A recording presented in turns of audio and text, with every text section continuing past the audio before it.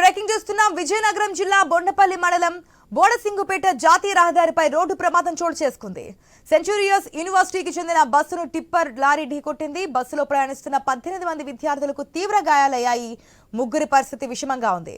చికిత్స నిమిత్తం క్షతగాతులను ఆసుపత్రికి తరలించారు.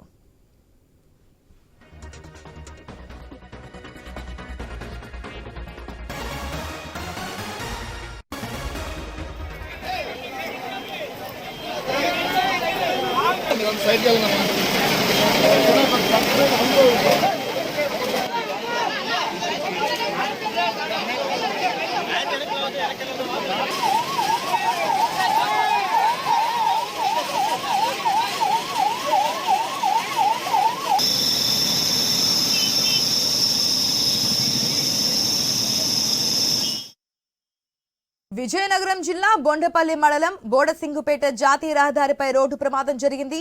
సెంచురియన్ యూనివర్సిటీకి చెందిన బస్సును టిప్పర్ లారీ ఢీకొట్టింది. బస్సులో ప్రయాణిస్తున్న 18 మంది విద్యార్థులకు తీవ్ర గాయాలయ్యాయి. ముగ్గురు పరిస్థితి విషమంగా ఉంది.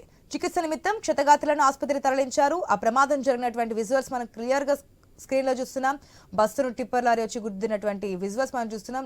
బస్సు డ్రైవర్ కూడా అందులోనే ఇరుక్కుపోయి ఉన్నారు. బయటకు తీసే ప్రయత్నాలు చేస్తున్నారు అక్కడ ఉన్నటువంటి స్థానికులు.